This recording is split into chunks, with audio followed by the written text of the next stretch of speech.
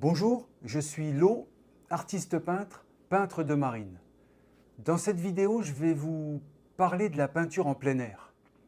Peinte parfois sur le motif, avec ses avantages et ses inconvénients, et tout ce qui entoure la pratique du plein air. La peinture de plein air est souvent peinte sur le motif, mais pas exclusivement. Peinte sur le motif, cela dépend des circonstances, tout comme la peinture sur le motif n'est pas forcément faite en plein air. L'un n'exclut pas l'autre, mais ils ne sont pas synonymes pour autant. Il m'arrive de sortir de l'atelier pour peindre en plein air. Je termine une peinture ou une aquarelle. Il m'arrive aussi de m'asseoir dans un lieu et de dessiner ce que j'ai sous les yeux, à la manière des pré-impressionnistes et les impressionnistes qui sortaient de leurs ateliers avec leur matériel et retranscrivaient sur toile ce qu'ils avaient sous leurs yeux. Ils peignaient alors sur le motif en plein air. Il y a du bon à sortir de son atelier pour s'inspirer, pour changer d'air, pour profiter de la belle saison. C'est ce que j'ai fait tout récemment au Nouveau-Brunswick et en Nouvelle-Écosse. Je suis parti à la recherche d'endroits inspirants pour mes peintures marines. Je me suis aussi assis très souvent devant des paysages magnifiques pour terminer une aquarelle, commencer ailleurs, profitant d'un éclairage ou d'une ambiance particulière pour les rajouter dans mon œuvre en cours. Comme il y a toujours deux côtés à une médaille, il y a des avantages et des inconvénients de peindre en plein air. Les avantages seraient de vivre une sorte de liberté, totalement immergé dans le sujet dessiné, aquarellé ou peint. On profite du grand air. Les couleurs visibles ne sont pas dénaturées par une lumière artificielle, jaunâtre, qu'on pourrait retrouver en atelier. Pour l'artiste coloriste, c'est vraiment l'idéal. Comme avantage, il y a aussi de sentir une ambiance en la vivant. Sortir de l'atelier permet de sortir de sa zone de confort et d'aller plus loin dans l'expérimentation et se découvrir d'autres possibilités, d'autres sujets, d'autres couleurs, d'autres atmosphères. L'artiste est plus à l'écoute de ce qui se passe autour de lui ou autour d'elle. Les désavantages seraient que l'artiste peut rencontrer des gens et être constamment dérangé. Le public étant curieux de nature, il s'avance vers l'artiste et pose des questions sur la nature de l'œuvre en cours. Pour certains artistes, cela peut être un avantage en fait. Pour d'autres, nettement un inconvénient. Ça dépend de sa personnalité. Il y a aussi le matériel qui est restreint. On n'a pas toujours tout sous la main, comme en atelier. L'artiste est exposé aux éléments de la nature. Vent, pluie, soleil ardent, chaleur, froid et autres. L'artiste n'a pas toujours accès à de l'eau pour nettoyer ses outils de travail. On n'est jamais à l'abri d'un dégât qu'on ne peut pas nettoyer. Un autre désavantage est que la lumière en extérieur change rapidement. Les peintres qui sont lents, comme moi par exemple, vont trouver ce changement peut-être un peu frustrant. On ne peut pas toujours rectifier la lumière ambiante sur l'œuvre. C'est un peu pour cela d'ailleurs que je travaille avec des photos. Quand je sors de l'atelier pour peindre en plein air, je choisis de faire de petites œuvres. Mais quoi qu'il arrive, je prends tout de même des photos pour que je puisse les terminer d'après celles-ci. Une aquarelle dans mon atelier peut être commencée en plein air et être terminée en atelier, ou vice-versa. Parfois, c'est juste d'avoir du plaisir à être au grand air pour faire une aquarelle, que j'utiliserai plus tard pour faire une grande peinture, plus élaborée en atelier. Certains artistes font des pochades, qui sont des petites œuvres peintes assez rapidement, qui leur serviront plus tard pour une œuvre plus élaborée en atelier. Les atmosphères sont fixées avec la luminosité, les grandes lignes de construction sont fixées. C'est une autre façon de travailler en plein air. On pourrait dire que ce sont des croquis d'une scène ou d'un paysage qui sont peints. Je ne me cantonne pas une peinture sur le motif au sens strict du terme. J'aime la liberté et je l'utilise de toutes les manières possibles. Donc mon matériel ne doit pas être encombrant. Pour l'aquarelle, le kit dont je me sers le plus souvent, c'est celui-ci. Il y a quelques couleurs, dont celle que j'utilise le plus souvent, le bleu de cobalt, le rouge primaire, le jaune qui tire vers l'orange et le jaune qui tire vers le vert, une terre d'ombre naturelle, une terre d'ombre brûlée, une terre de ciel naturelle, un noir et un blanc. J'utilise souvent des rehauts de gouache blanche, donc j'ai un tube de gouache blanche en plus de mon kit d'aquarelle.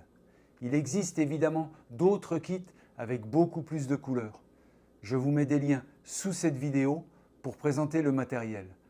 Pour ma part, j'utilise les mêmes couleurs qu'en acrylique. Que je peigne à l'acrylique ou à l'aquarelle, le résultat est sensiblement similaire parce que j'utilise l'acrylique un peu de façon aquarelle, avec beaucoup d'eau, et l'aquarelle très peu diluée, façon acrylique. Je m'applique de la même façon, que ce soit une petite œuvre ou une œuvre de grande dimension. Je prends tout mon temps. J'aime les détails précis. Dans un cas comme dans l'autre, en aquarelle et ou en acrylique, c'est un plaisir de voir l'œuvre se réaliser petit à petit. Dans ce kit, il y a des emplacements pour mélanger ces couleurs, pour faire les différentes teintes. On peut s'en servir comme d'une palette. Il y a un réservoir d'eau portable et 2 gobelets pour nettoyer, diluer, etc. Un pinceau est fourni dans le kit qui, dans la majorité des cas, est largement suffisant pour faire le travail. Rien n'empêche d'avoir dans son équipement un autre pinceau plus large pour les plus grandes étendues, comme l'eau, le ciel, etc. Ce kit-ci est pratique parce qu'il se referme et devient très compact, facilement transportable et léger. Mais comme je vous dis, il y en a d'autres qui sont plus gros, avec plus de couleurs. Il faut trouver le sien, selon ses besoins.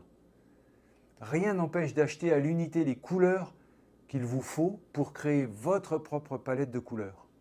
Les demi-casseroles s'enlèvent facilement. Il faut aussi avoir dans son matériel un chiffon ou du papier essuie-tout. Et évidemment son papier aquarelle.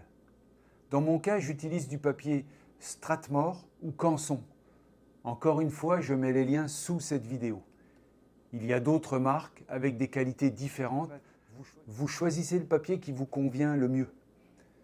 À partir de grandes feuilles d'aquarelle découpées, j'ai fabriqué mon propre carnet de campagne d'aquarelle, dont je vous parlerai plus amplement dans une prochaine vidéo. Sinon, il y a toujours la possibilité d'acheter des carnets déjà faits. Ça vous évite de transporter des feuilles. Ça dépend de l'utilisation que vous allez en faire par la suite. Il y en a 2 que j'apprécie particulièrement, le Pentalic et le Rembrandt. La qualité du papier est très bien et le carnet en lui-même donne envie de l'aimer. Ça, c'est très important. C'est un très bel objet qui donne vraiment envie de peindre et de le remplir. Dans votre matériel, il ne faut pas oublier un siège. Évidemment, vous pouvez vous asseoir sur un rocher, par terre, sur un tronc d'arbre, sur un banc public, etc. Mais il vaut mieux être confortable partout en apportant son propre siège. Il faut alors un petit siège portable, léger. Comme je privilégie la liberté, mon siège se replie sur lui-même et se porte à l'épaule ou dans une des poches de mon sac à dos. J'ai aussi un chevalet que j'utilise parfois. Je l'ai fait moi-même. Je vous en parlerai aussi plus amplement dans une autre vidéo. Je vous montrerai comment je l'ai fabriqué. C'est une construction maison assez simple qui est fort utile. Certains artistes vont choisir un chevalet de campagne compact. Il en existe plusieurs sortes. Il y en a qui sont très légers et qui se transportent dans un sac. Dans tous les cas, il faut quelque chose de pas trop encombrant. Parce que si vous avez à bouger rapidement, il faut qu'il puisse se remballer en moins de 2 minutes. On ne sait jamais, une pluie, un orage subit. Le tout doit se transporter dans un sac à dos ou un sac spécialisé. Pour ma part, j'utilise un sac à dos par simple commodité, dans lequel je mets mon thermo de café et de la nourriture. Il faut penser à la protection des éléments. Si vous êtes appelé à rester plusieurs heures au même endroit, pensez à avoir une casquette, un chapeau, une protection solaire quelconque qui va vous protéger de l'insolation ou à défaut de la pluie. Prévoyez une bouteille d'eau pour vous hydrater ou comme moi un thermo de café ou ce qu'il vous faut pour vos petits rituels personnels. Parce qu'il est important de recréer son propre univers partout où vous vous trouvez. Ça, c'est très très important. Pour peindre en plein air, c'est toujours mieux de ne penser qu'à la pratique, qu'à son sujet. Il faut donc être le plus confortable possible pour prendre le temps de savourer l'art en plein air. Il faut que le matériel soit une affaire résolue, si on veut, pour pouvoir se concentrer sur le sujet. Les téléphones portables d'aujourd'hui font de très bonnes photos. Il faut donc penser à prendre régulièrement des photos de son sujet. Parce que si un orage éclate ou si la nuit tombe trop vite, vous pourrez toujours terminer votre peinture ou votre aquarelle ailleurs ou à un autre moment. Quand on peint en plein air sur le motif, on a les sons. Éventuellement, dans mon cas, les goélands qui passent. On a l'odeur de la mer. On a les brises, le vent du large, la température. On a les sensations. Tout ça fait qu'on est plongé dans son sujet, dans l'atmosphère. Dans mon cas, dans l'atmosphère marine, mais dans votre cas, ça peut être votre atmosphère. Tout ça fait que je suis plongé dans mon sujet, dans l'atmosphère marine. Je suis dedans, quoi. Ce que je ne pourrais pas sentir du tout en étant dans mon atelier. Merci de me suivre. N'hésitez pas à vous abonner à ma chaîne, à me laisser vos commentaires et bonne peinture.